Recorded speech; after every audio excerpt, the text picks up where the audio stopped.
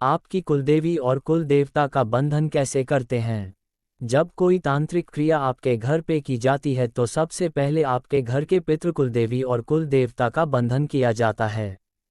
उनसे आज्ञा ली जाती है। अगर वो आज्ञा नहीं देते, कुलदेवी और कुल देवता और पितृ, फिर या तो उनका बंधन कर दिया जाता है।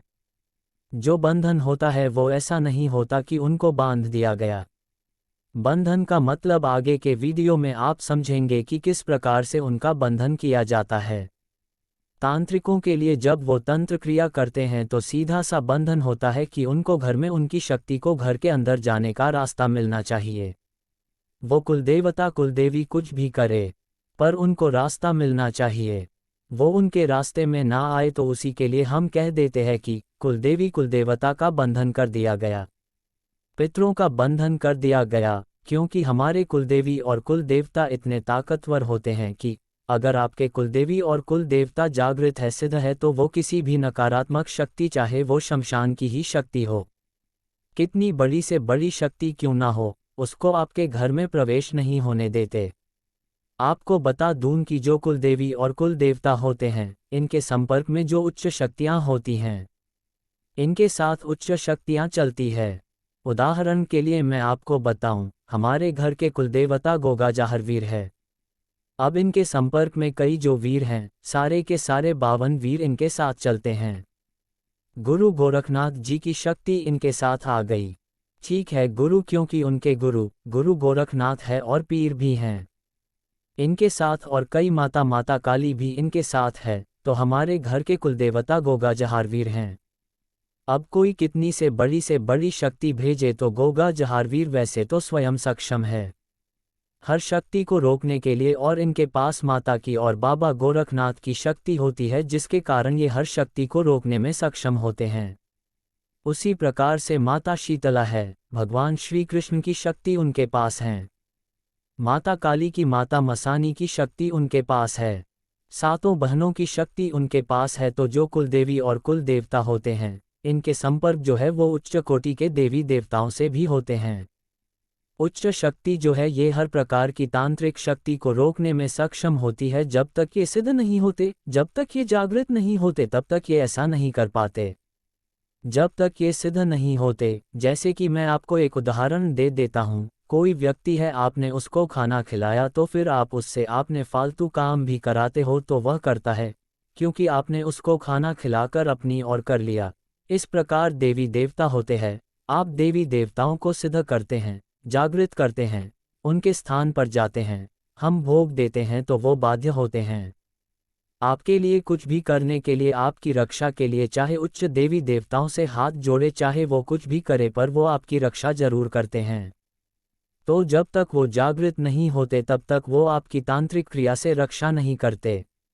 इनमें समझने की आप कोशिश करना जो मैं आपको समझाना चाह रहा हूँ। कुलदेवी और कुल देवता को एक तो माना जाता है। अब घर में आप भोग दे देते हैं, उनके स्थान पर चले जाते हैं, पूजा करते हैं, और एक होता है जब आप उनको सिद्ध कर लेते हैं, तो ये दोनों चीज़ें अलग अलग होती है। सिद्धता की जो होती है, करने से एक कोई भी बड़े से बड़े तांत्रिक क्रिया आपके ऊपर नहीं हो पाती। आपके कुलदेवी और कुल देवता उसको दरवाजे पर ही रोक लेते हैं। और अगर कोई ऐसी तांत्रिक क्रिया है जो बहुत ही ज़्यादा विकट है, बहुत ज़्यादा विकट है, तो वो भी दरवाजे पर रुक जाती है, और उनकी कुछ ऊर्जा आपके घर में घुसती हैं, जो आपको नामात्र सती पहुंचाती है। तो कुलदेवी को जागृत करने से, कुलदेवता को जागृत करने से जहां आप नकारात्मक और शिक्षण शक्तियों से बचते हैं, वहीं अगर आप मात्र कुलदेवी कुलदेवता के नियमित पूजा करते हैं या उनके धाम पर जाते हैं, तो वो आपके घर में बरकत के भंडार भरते हैं। वो आपके जो ये छोटी मोटी शक्तियां होती है, चौक चौराहे से लग जाती है, इनसे आपकी रक्षा करते हैं। तो इसलिए इन्हें सिद्ध करना बहुत आवश्यक होता है।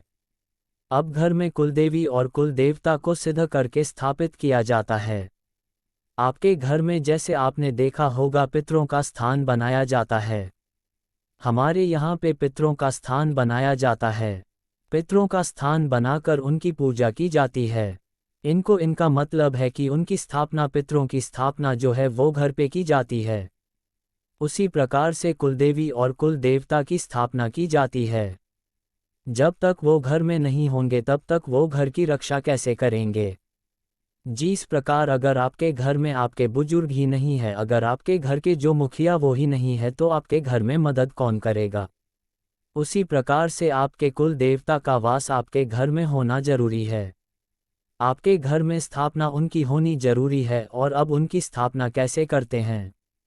देखिए, एक तो होता है आपने किसी से गुरु दीक्षा ले ली और उन्होंने आपको रास्ता दिखाया, आपके पितरों को कुलदेवी कुलदेवता को स्थापित किया, तो एक तो गुरु एक भगत आपके घर में उनको स्थापित करता है, विनती करके आपको सेवा बता देता है कि आपको ऐसी सेवा करनी है। वो आपके घर में स्थापित हो जाते हैं। एक साधक आपके घर में स्थापित करता है या एक व्यक्ति अपनी साधनाओं से भी उनको जागृत करता है और स्थापित करता है, तो जब वो स्थापित हो जाते हैं तब वो अधिक कार्य करने शुरू हो जाते हैं। और अगर आपके कुलदेवी और कुल देवता भी स्थापित नहीं है, पर किसी और शक्ति को आपने सिद्ध कर रखा है, आपके ईष्ट कोई शक्ति है उसको सिद्ध कर रखा है, तो उस शक्ति के माध्यम से अपने आप कुलदेवी कुलदेवता को अपने घर में आप स्थापित कर सकते हो, क्योंकि शक्ति शक्ति से बात करती हैं। जैसे मनुष्य इंसान इंसान से बात करता है, उसी प्रकार शक्ति शक्ति से बात करते हैं, तो शक्ति या शक्तियां को मनाने में इसलिए एक शक्ति का जागृत होना बहुत जरूरी है। इसलिए 10 तरह की शक्तियों को मत पूजो, एक शक्ति को पूजो, एक को सिद्ध करो। पहले एक शक्ति सिद्ध हो गई तो बाकी शक्तियों को वह शक्ति खुद मना लेती है। अब जानते हैं कि जब कोई तांत्रिक तंत्र क्रिया करता है तो वह कुलदेवी कुलदेवता का बंधन कैसे करता है। जैसे कुछ घरों में कई साधक मीठे पर पूजते हैं, कई भेद देकर यानी तामसिक रूप में पूजते हैं। जैसे माता काली है, माता काली आपके घर की कुलदेवी है और आप उन्हें मीठे पर पूजते हैं, जैसे कि पुआ पूरी देते हैं, और आपने उन्हें जागृत नहीं कर रखा, तो ऐसे में तांत्रिक जो होते हैं वो क्या करते हैं, उन्हें भेद देते हैं और वचनों में लेके उन्हें आपके घर से हटा देते हैं, यानी बंधन कर देते हैं। एक तरह से जब वह आपके घर में खड़ी ही नहीं होगी तो हटी ही गई। ऐसे ही वह कुलदेवता और अन्य देवताओं के साथ करते हैं, उन्हें भेद देके प्रसन्न कर लेते हैं, इतना प्रसन्न कर देते हैं जितना कि आपने नहीं किया होगा कभी, और उन्हें वचन दे देते हैं, जिस कारण वह वचनों में बंध जाते हैं और कुछ कर नहीं पाते। और फिर वह जो तांत्रिक होता है वो अपनी शक्ति को आपके घर में प्रवेश कर देता है और जैसा वह चाहेगा वैसा वो कर देता है आपके साथ, और आपके घर में यही पूरी प्रक्रिया करते हैं तांत्रिक लोग, भगत लोग। मिलते हैं अगली वीडियो में। चैनल को ज़्यादा से ज़्यादा अपना सपोर्ट करें, अपना प्यार दे। जय बाबा की।